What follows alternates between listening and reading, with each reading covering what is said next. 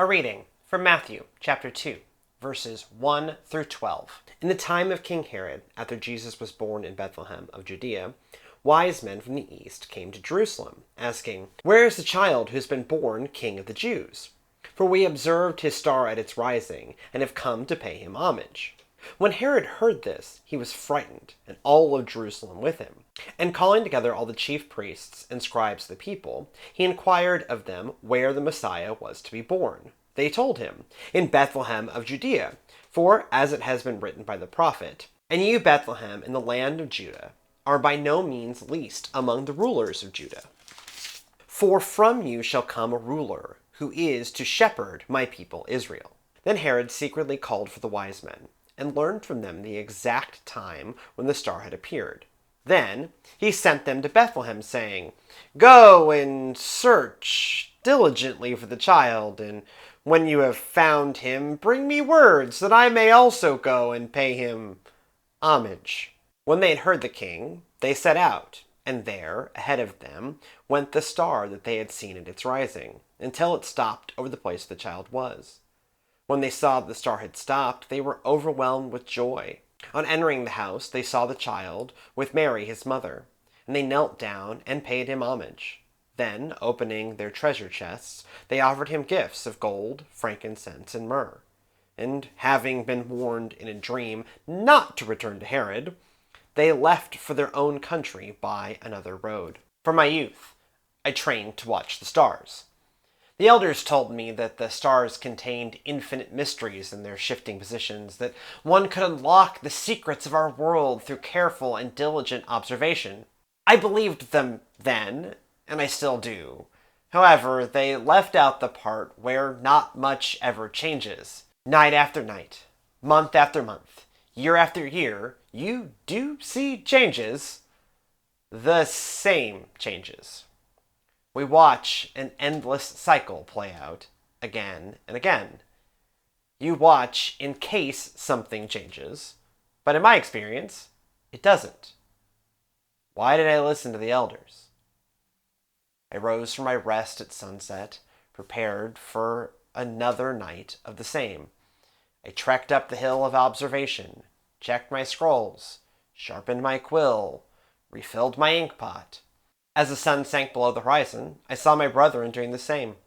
The nightly dance moved with its predictable rhythm. With the last gasp of sunlight, our eyes turned skyward, as if in unison, quills at the ready, to do our duty.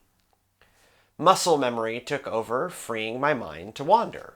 I had made so many similar observations that my eye and my hand took the notes.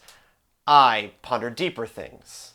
The coming morning meal, whether my betrothed would be working in her family's shop as I walked past, the growing hole in my formal cloak that I was running out of options to hide. I finished a notation and briefly zoned back into proceedings. I looked at my work and, for the 1,000th time, chided myself for not paying attention. I had accidentally added a heavenly body that didn't exist. No star that bright existed in that part of the sky. I pondered how to correct the error without the chief Magi noticing. Usually my errors were minor, slightly wrong angles, or a mislabeling or two. The new star right in the middle of my notations proved harder to cover up. Just as I decided to stage a mishap involving the nearby torch, I noticed something else. The nightly dance had stopped dead. No one sat on their stools. No one held their quills. Our generations-long silent reverie shattered by joyous singing. I too looked again at the sky. I too rose from my stool. I too dropped my quill. I too rushed over to dance and sing with my brothers.